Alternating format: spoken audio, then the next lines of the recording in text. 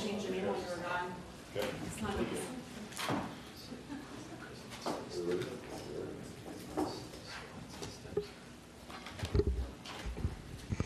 So it's now 4:30, and I would like to call to order the October 10, 2017 meeting of the Moorhead Public Service Commission. For those of you who don't know me, I'm Ralph Maynard Mealand. Have been here for a while. So, we have an election of officers on the agenda today.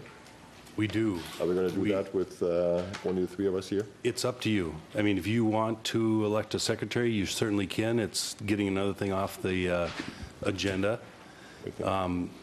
I believe it would have to be unanimous, I think, because I think it takes a majority of the full commission, but you are a majority of the full commission. Well, Bill, why don't you just summarize our discussion as far as why it got postponed to today versus when we elected Dave? Do you recall?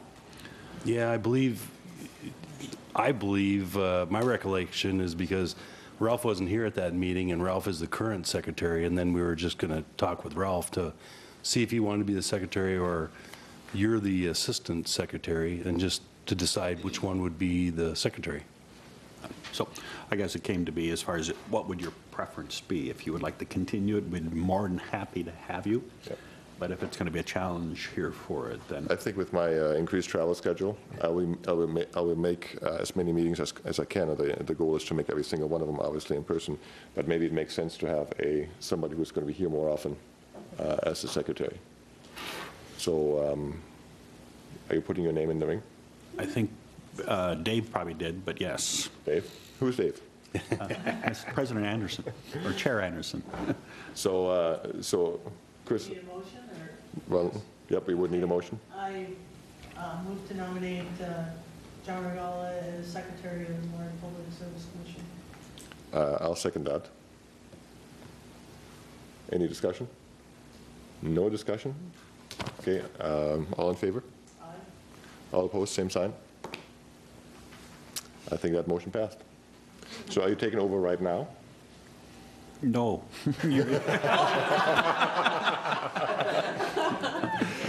Anyway, so let's go to item number 3, approval of agenda. I have one change. Bill talked to me earlier. We would like to remove item number 10, the approval of the 2017 water rate study, and move that to our next meeting on 10/24. I think we have somebody who couldn't make it to the meeting today. So with that said, any other changes on the agenda? If not, would like to entertain a motion to approve the agenda with the removal of item number 10. I'll make that motion. I'll second it. All in favor? Aye. Aye. All opposed, same sign. There we go. Consent agenda number 4. Bill talked to me, and we would like to take off item number 9E. That's the report on the Lake Agassiz Water District activities. Anything else we would like to remove? No. Then again, I'd like to entertain a motion to approve the consent agenda minus item number 9E. I'll make that motion. I'll second it. All in favor? Aye. Aye. All opposed? That's easy. I don't have to say that, right? Okay, that gets us to item number 7.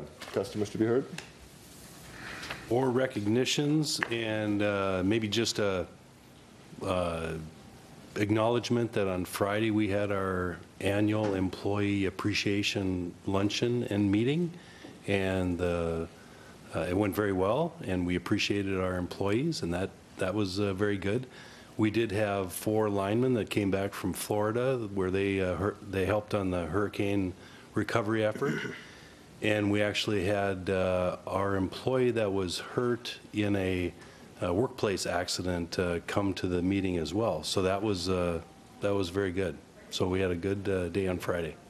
So that'd be the recognition I would give.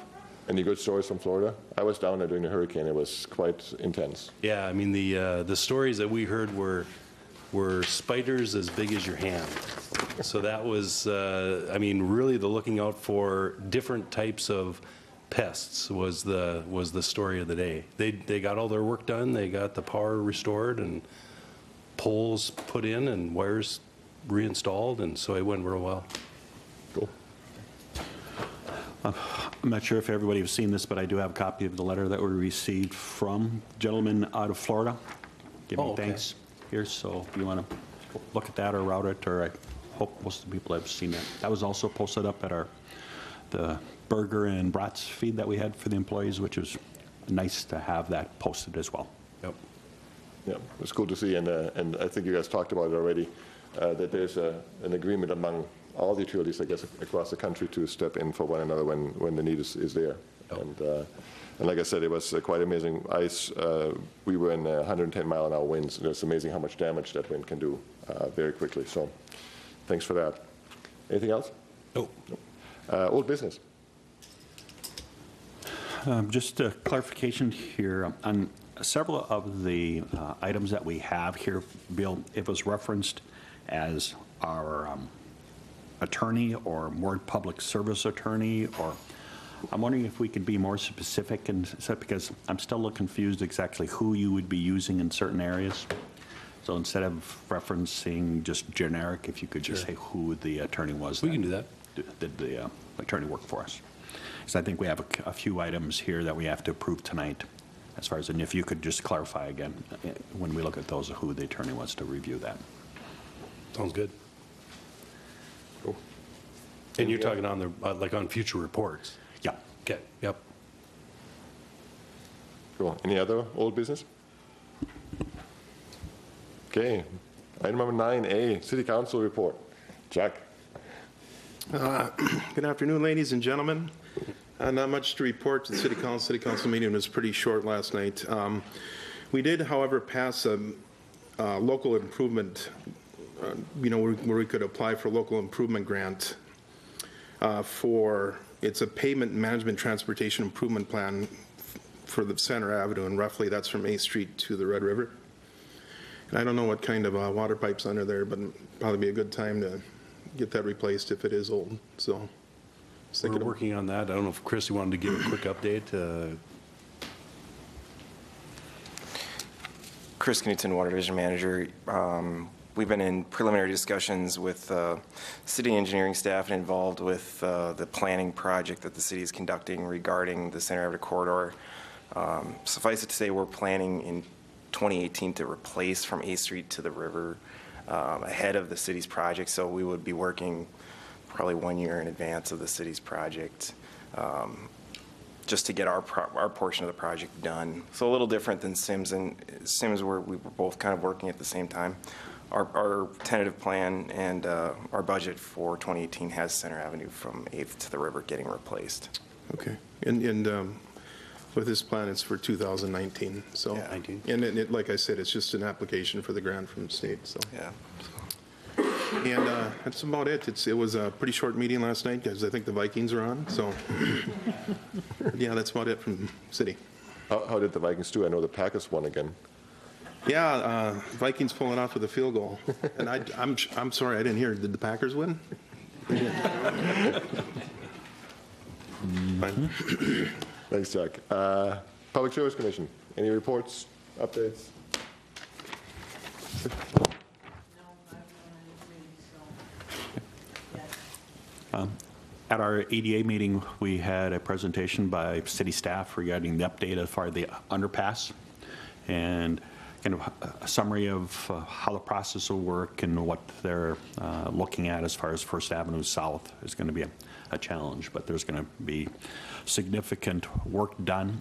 And I think probably the thing that I wanted to stress it and thank Moorhead Public Service as well, the city staff, of how well they cooperated with this project. I think it's going as we had hoped as far as getting it done and getting it worked and getting our infrastructure moved to make that project completed. So just wanted to thank everyone for their efforts on that work. Cool, thanks. Mr. General Manager. I don't have any other comments other than what's in the written report. If there's questions, I can answer those. None for me. I don't have anything either. Nothing? Okay, cool, thanks. Water tower condition assessment.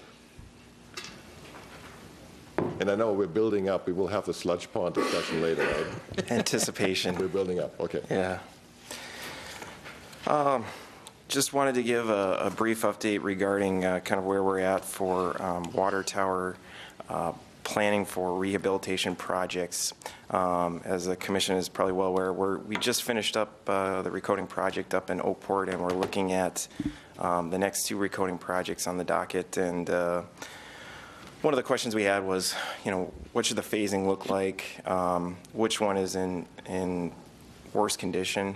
And based on the reports we received, we'll be scheduling Woodlawn for reconditioning in 2018 next year. And then we're actually looking at doing I-94 in 2020. So a little bit of a slight change there. We're actually looking at getting the new tower built before we do the recoding project on I-94 in 2020.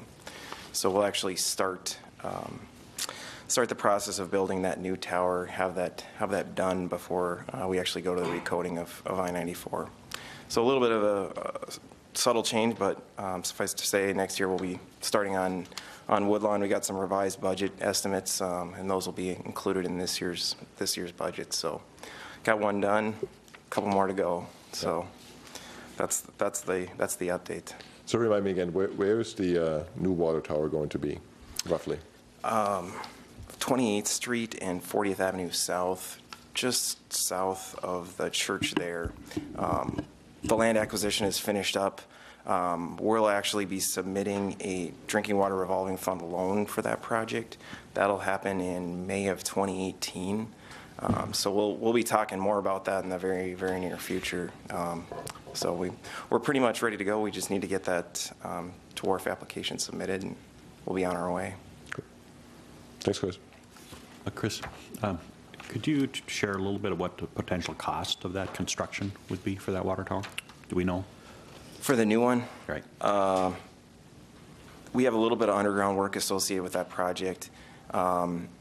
It'll be in the range of $3.5 to $4 million. I think we have it slated for 3.8 right now in the 5-year budget for the rate study and our planning purposes. So about anywhere between 3.5 and $4 million, I would say. Cool. Chris, any questions? Thanks, Chris. And I think the next item is yours as well, right, to talk about lava? That's why we need to accept the report, right? So do we have a motion to accept item number 9D, accept report on the water tower conditions assessment? I'll make a motion to approve that report. I'll second that. Any more discussion? Nope. All in favor? Aye. Opposed? Same sign. Motion passes. Item number 9E, the accept the report on the lava activities. Just wanted to give an update on the project, just kind of refreshing everybody on the project itself and then kind of where we're at in the project. Back in 2016, we declined nomination for the project. However, we're still maintaining our board seat, of which Ralph is still maintaining his seat on the board. Just wanted to provide a brief update regarding the engineering and construction activities associated with the project. They ran into a couple hurdles this summer, which were, I would say, pretty well publicized in the forum. One of the hurdles is regarding the U.S. Army Corps water storage on Lake Audubon, their water storage plan. That could be a potential pitfall for the project. But generally, they're working, they're still working on the engineering portion of the project and trying to get some portion of the project actually built so that they can be grandfathered in on a lot of the regulations. I know they're still working on the intake issue. It's still a very large $200 million question mark on the project. But the project is progressing. Just wanted to provide a very brief update in regard to the project and kind of where we're at. I don't know, Ralph, if you have anything to add on to that. I was trying to remember what the overall budget for it was. Was it 1.3 billion or something? Yeah, between 1.1 and 1.5. 1.3 is a great, good number. Yeah. And I don't know when the next meeting is. I think it's in October. No, November, maybe. Yeah, and they have they do a conference every once in a while that I just saw save the date for the Garrison Diversion does a conference. I believe it's in early November. So if you see that invitation, it just provides an overview of the project in case commissioners want to kind of find out more about it, what it all entails. We can certainly provide that invitation. Cool. Thanks, Chris. Any questions? Chris, could you just get a little more detail about the final point here on the key issues? It talks about the U.S. Corps had the plan to propose the differential head, and it's restricted to 43 feet. Can you just get a little bit more about what all that means, if you can? Basically, I believe the Corps had some concerns regarding the levee, and that if they had more water storage on that levee, it could cause some stability issues for the levee. So if they use the project as it's proposed, the Corps had some concerns regarding the structural stability of that levee. So I believe the project engineers, A2S and Black and Veatch, are working on just a further analysis of the stability of that levee so that they can use it as they propose for the project. That's about the level of detail I have on it. I could certainly provide more if you're. In fact, I just a little more. I appreciate the clarification. Wasn't it basically there's a dam that goes through the lake, right? And there's some road on it. I can't remember what it was. And so if we draw water from one side, if it gets too low, there's too much pressure from the other side because the water level will be higher. And That's the stability issue. Stability issue, right? Yeah. They want to keep it to X number of feet, but if we pull water out, then it could be lower. Right. So that was, if I remember this, yeah. It's actually a really interesting a project from a pure engineering perspective. Absolutely. I mean, going over the water, how big is that drop? 600 feet? We have to pump the water up and it has to come back down. I mean, it's a big, big project. Yeah. It's not just a pipe in the ground. No. It's a big project. You know, German engineering thing and all comes together. Big pipe. How big is that pipe going to be? 72 inches? I think it was 72 is the last. It keeps changing between 66 and 70. I mean, I can walk through it. That's how big it is. It's pretty cool. Sorry. I've had too much caffeine. I apologize. We need a motion to accept the report on the lab activities. I'll move to accept the report on the LAWA activities. A second? I'll second. All in favor, say aye. Aye. All opposed, same sign. Motion carries. Thank you. Item 9G, Mission Core Values. Bill, is that yours? Yeah, I'll take this one. This is a report, we call it, on the mission, core values, and strategic directions of Moorhead Public Service. In the bylaws of the commission, it says that you will annually review the mission statement of the utility. And so we've got that included here, and then we've also got our strategic directions and our core values. And what we did is we put them in a policy, so it was memorialized, and then basically you can review the policy once a year. The mission statement, we don't read this often enough, so I'm just going to read this. As a community-owned utility, Moorhead Public Service will strive to be recognized as a regional leader by providing innovative, efficient, reliable, and environmentally responsible municipal services in a manner that maximizes current and future stakeholder satisfaction. That mission statement's been around for quite some time, modified very slightly over the past number of years, and then we've added some core values. And then the strategic directions I could draw your attention to, because we've got those highlighted in the policy, but we also have some sub-goals to those in the attachment. And there's 5 of those, and basically number 1 is making sure we have operational excellence, which we do. Number 2 is the financial standing of the utility, and there's a number of strategies and action items that come out of that.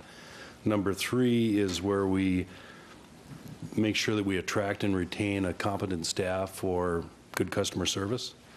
Number 4 really is our government relations issues management item. We deal with a lot of state, local, national elected and appointed officials, and that one kind of has strategies tied around that. And then number 5 is investigate innovative technologies to meet current and future utility needs efficiently. And there's always a lot of things going on in technology, so we've got one strategic direction to kind of focus on that. So, and then what we do is we build action plans on all of these strategies. So from time to time, the commission takes a look at those broad strategies and says, hey, we should modify those, change them, whatever. But really over the next few meetings, we're basically building a budget and talking about doing, or building a budget to implement these items. So if there's any questions, we can answer them. Otherwise, it's just a review and something that we do from time to time. Maybe a suggestion, Bill, as far as with the recent changes in EPA regarding coal, I don't know if that would be in a strategic plan or some to be on agenda as far as how that will impact us, one way or the other, if we're going to. We can provide a report on that. That's a very interesting one because that's a direction change. I mean, that's a significant direction change. But we can put a report on that one.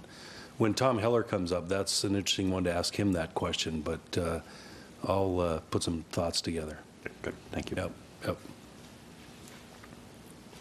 So maybe something from my end as well. I mean, I've lived mission statements and core values for many years in my industry, and there's one thing to put something on paper and have it on paper, but there's a totally different thing to actually live it. And from what I've seen from all my travels around and going to other places and other utilities and what they do, I mean, I'm very proud of what you guys are doing and what we are doing as a utility, because I do believe that we live what we say our mission is, and I do believe we live what we say our core values are. And if we have moments where that's not the case, we're also not afraid of to speak up and say, listen, we need to address something. So hats off to you and team for living it, not just for having the words on a piece of paper. Yeah, thank you. I mean, we were just at some training.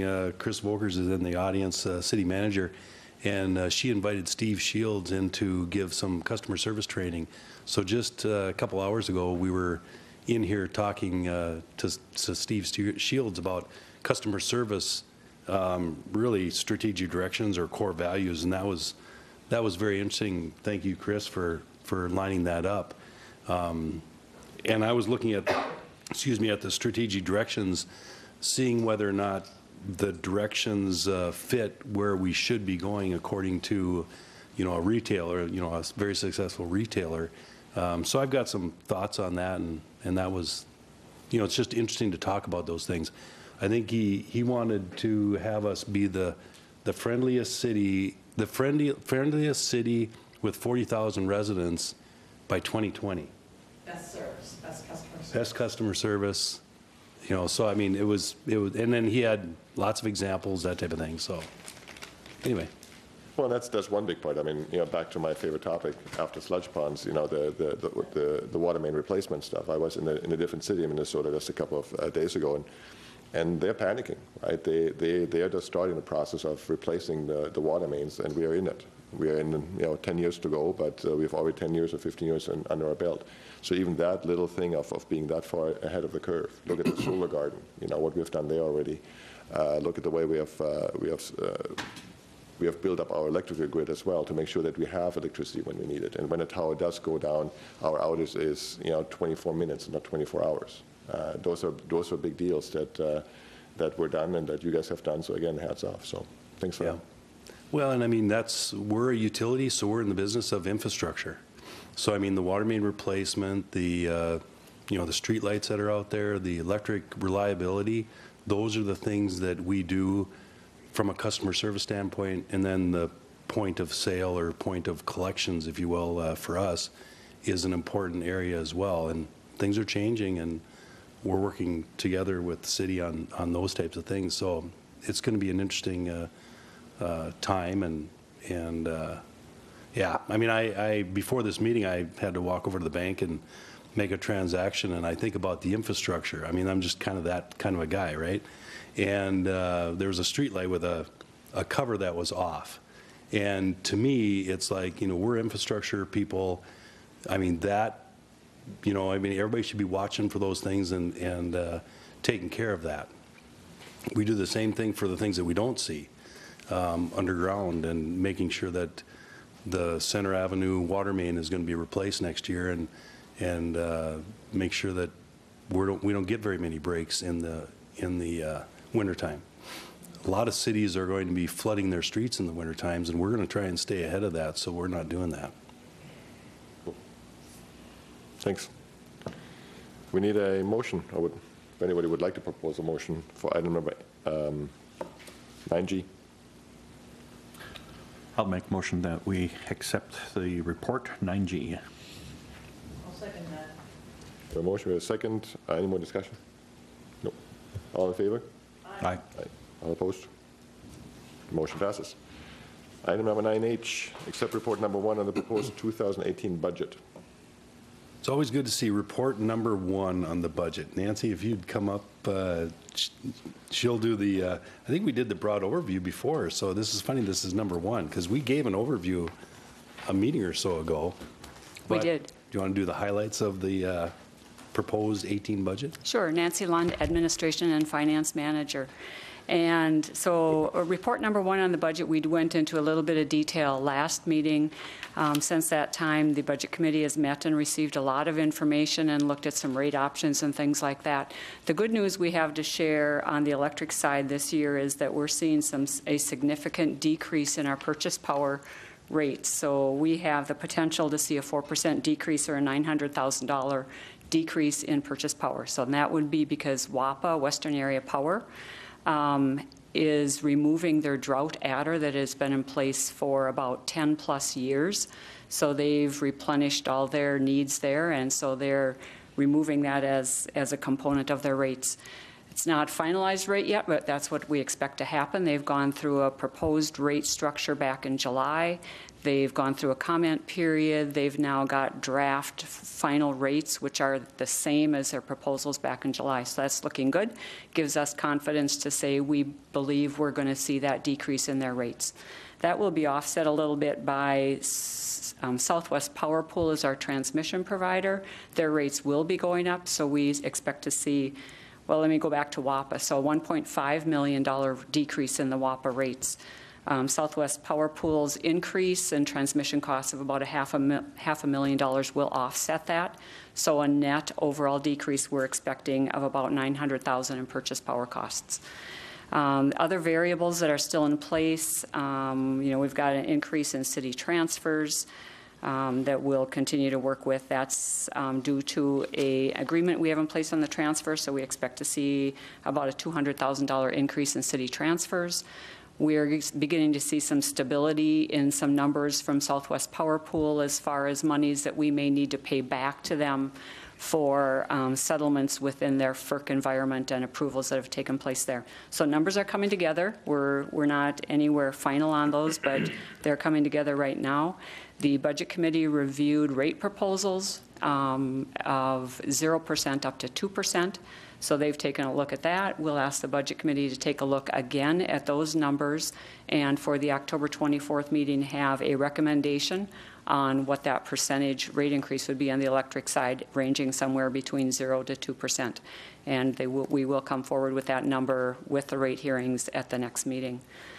On the water side, what really drives our water rates is our infrastructure improvements, which would be our water main replacement plans. And so that drives that. I'd like to pass on, just from Tim Miller. Unfortunately, he can't be here today to go through the water rate study. We've looked through that staff-wise, and we're comfortable with the numbers that are proposed in that. So he wanted to apologize that he couldn't be here. So we'll do that meeting on October 24th, but the information from the water rate study looks like we'll be able to go with a water rate increase between 5 and 6.5, and we're leaning towards the water study recommendation, which would be a 5.3% rate increase. Overall rate increase, slightly different rate increases for different class customers as we try to adjust those to cost of service. So good news on the water side too, so not as large of an increase as we need. Other things that we're looking at right now would be staffing levels. So there's some proposals out there to add 3 new full-time employees in different departments of MPS to help with customer service, IT and GIS processes. So that's a brief summary of what we've got going on. So a lot of information ahead of us at the next meeting. So we'll be looking at, the first look at the budget binder. We'll be looking at rate hearings for electric and water, and we'll be receiving the report on the water rate study. So all important inputs into this budget process. John, and I don't know if John has any other comments he wanted to add about the process so far to date. Well, I want to thank staff for their openness here. I threw out a couple curveballs to them, I think, as far as looking at budgeting a little bit different than what we had in past to see what impact would have if you went a zero increase across the board for rates, just see what the impact. Obviously, that would be a perfect world, but it gave us a little different perspective as how to look at costs and expenses and capital expenditures. So I think it was just a good exercise to look at what we could and what we have to do.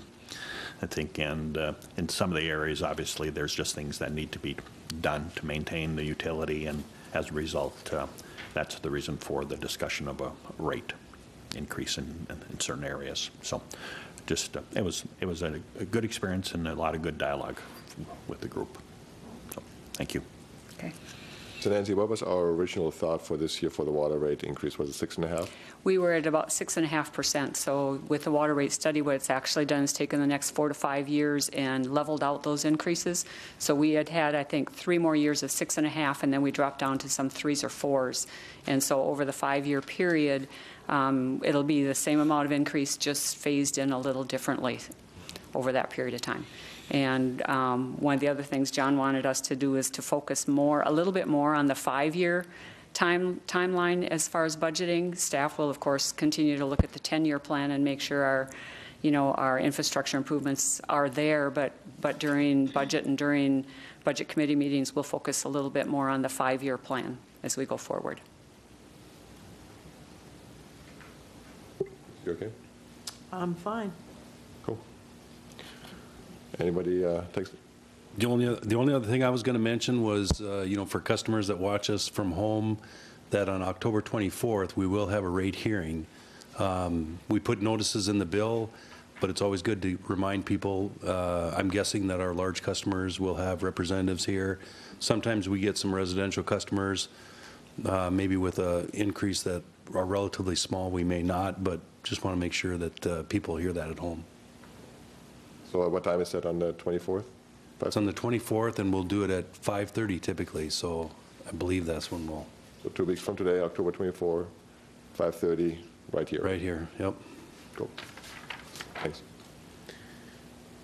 I'd like to entertain a motion to accept report number 1 on the proposed budget. I'd move to accept report number 1 on the proposed 2018 budget. Second? Second. Second. Any more discussion? All in favor, vote aye. Aye. Aye. Aye. Sorry. That was a Canadian thing, wasn't it? Yeah, it was. Sorry. All opposed, same sign. The motion passes. Let's move to 9, 10. We're going to skip for the 24th. Item number 14, my favorite topic. You guys just put this off consent agenda just for me, didn't you? Yeah, exactly. I yes. love sludge ponds. Yep. Yeah, we couldn't have this one on the consent agenda. We had to talk about it. It has to be discussed. So I'll just provide a brief overview. It's been a while since we've talked about sludge, but we've been doing Bill and I have been doing a lot of work behind the scenes on this project. And really the goal of the project is to identify what we're going to do with sludge residuals in the long term. Sludge residuals are generated in our treatment process by lime softening, and because we do that process, we have to figure out what we're going to do with those residuals. We generate quite a bit of them every year. What we have been doing is sending those residuals to the existing sludge ponds. We have about 12 of them next to our wind towers and capture the sun sites. Back in 2015, PCA came out with a ruling that said, well, if you build new ponds, lime residuals in those new ponds will be categorized as industrial waste. So that really changed our mode of operation and what we can do with sludge in the future. We did a brief study with AE2S to kind of look at it, and basically what we came up with was, we have a couple options. We can either build ponds, new ponds, where we would excavate out of those ponds, or we could build some type of what I would call a sludge compression system, where we compress the sludge and then landfill it or do something with it. We've done quite a bit of digging, done quite a bit of talking with PCA and talking with Clay County regarding disposal of the lime residuals. And I think kind of where we've landed on is we're going to end up doing some type of sludge plant to compress the solids. The real big question that we have outstanding is, what do we do with those solids once we compress them? And there's really two options. The first option is we can landfill those solids. That's what they do actually in Fargo. The second option, and what we're proposing to continue to study with A2S, is actually land applying those compressed solids. So Thief River Falls actually, it falls under the same category we do, in that the lime residuals aren't desired by farming. They don't really add any benefit to farm operations. What they do is they land apply the lime residuals they generate, and then farmers just come farm it. They don't charge the farmer's rent or anything. They just farm it, and it works out pretty well. Because the expense associated with landfilling the residuals is so high, we felt it was appropriate to take a quick look at, hey, is going out and buying land for the purpose of land application of those residuals, is that a feasible possibility? And if so, what is the cost comparison between landfilling them and land applying them? And there's, maybe one part of the study is also to look at, maybe we can utilize some type of arrangement with the city. They apply biosolids, so similar product. Maybe we can work something out to use the same pieces of land or something like that. We just need to dig into the physical chemistry of the issue and see what the state of Minnesota will let us do with the residuals on a land application basis. So really, from a chemistry perspective, can it be done? And we don't have an answer to that question. That's really the point of Task Order 13, is to take a quick look at that option. And is it feasible from a permitting standpoint? Based on Thief River Falls, we expect the answer to be likely yes, but we can't, unless we do the diligence, we won't be able to get the permits. So that's where we're at. So how is this not an interesting topic? So anyway, but then I'll find aside, yeah, if we did a land application, so you think we would have to buy our own land to actually do it and then rent that land out to farmers to grow stuff on it? Yeah, or the city does a biosolids application where they take biosolids and apply it to, the city owns a bunch of land for that very purpose, or they have some arrangement with farmers where they apply those biosolids. Maybe we can work with that arrangement or come up with some cooperative plan with the city in regard to that. So we haven't done a ton of, that's just at a very preliminary discussion place right now. I haven't talked to the city about that, but that's something that we wanted to just, hey, is this possible? Or maybe we can do something with the city on that. When is this becoming acute? When are we running out of space with the current system? We'll be running out of space in about 2019 or so. So we may have to do a little bit of dredging in 2019 and 2020 before the plant is actually built, just to make sure that we have enough capacity in those ponds so we can get the plant built. You can't run out of a space to put sludge. It would stop our operation. So that's not an option. So we'll have to keep a close eye. Because we're getting very close to capacity on those ponds. So if you dredge a pond, a current pond, where does that stuff go? Does it then go into a landfill? It'll go to the Clay County landfill, and basically what we'll have to do is they'll take probably a floating pump the pond out, and then compress it on site with a compression, like a plate or filter press there, and then compress it out, put it on trucks, and haul it to Clay County landfill. So it'll be a pretty extensive operation just to get rid of the residuals in our current ponds. So how much is that a yearly cost, do you think? It'd be about, is it $1 million a pond? Yeah, it's about $1 million a pond. So we have 12 of them, and about 11 of them are full, so we're getting close.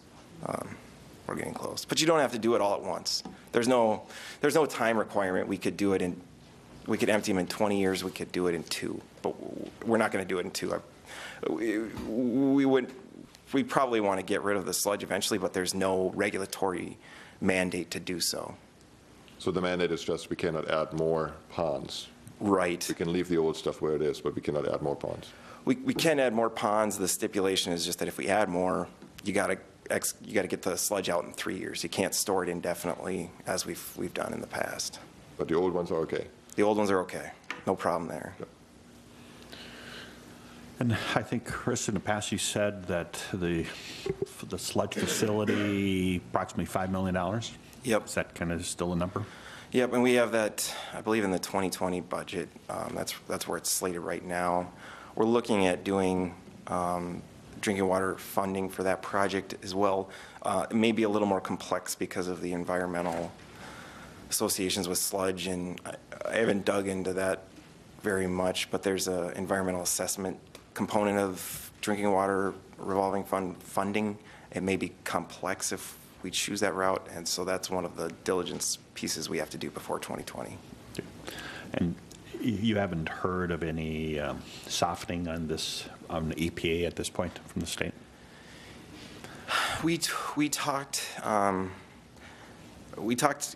quite a bit to PCA, and we looked possibly at doing some type of legal route. The problem is that there's so many other folks out there who fall under the same regulation that are already complying. A good example would be American Crystal Sugar, already complying with this regulation. Thief River Falls is also complying with the regulation. So there's a lot of people out there who've already had to make this decision and this investment that I think the chances of Okay. And did you say you're looking at a loan fund, or is there grant dollars available for this? We'd be looking at a drinking water revolving fund loan with the possibility of maybe getting some grant dollars associated with it.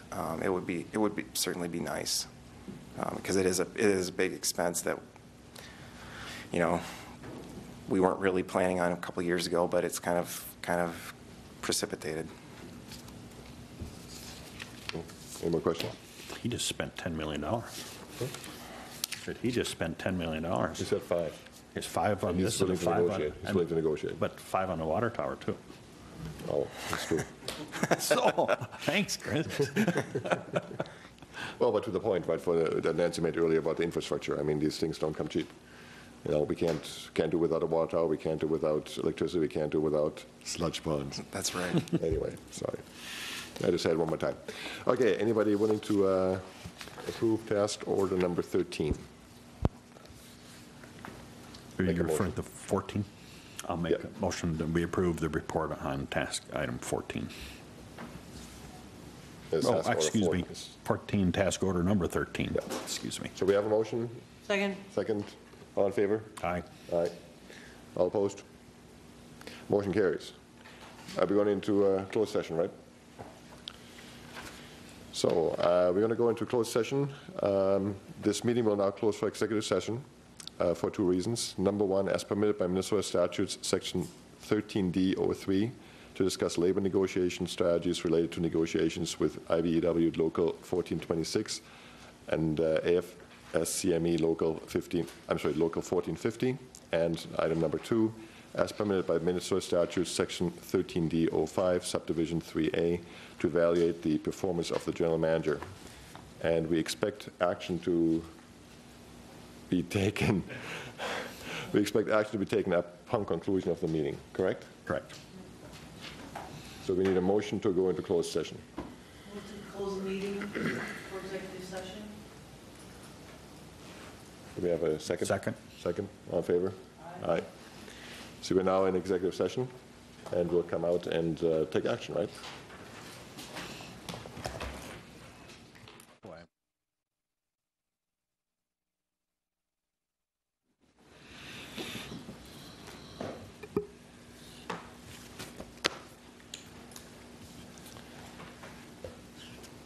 We're back on?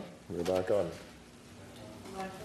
It's 6:31 on October 10, 2017, and we are back from our closed session. If I could have a motion to reopen the session. Make the motion, reopen the session. I'll second that motion. All in favor? Aye. Aye. We have a motion on the table as follows, and I'll give it to you if you want to write right now. The motion is to accept the performance review of the general manager with an overall rating of 3.4, which is the equivalent of meets or exceeds expectations, And we will also follow the process, the continued process set forth in the MPS compensation plan for any adjustments that need to be made. So that's the motion. Do I have a, and I can make the motion, right? I will make the motion as read to accept the evaluation and follow the guidelines for Moorhead Public Service compensation plan. Second. All those in favor? Aye. All those opposed? Motion carries. Now we need a motion to close the meeting. Second. All in favor? Aye. Motion is, meeting is closed. Thank you very much. And now Nancy.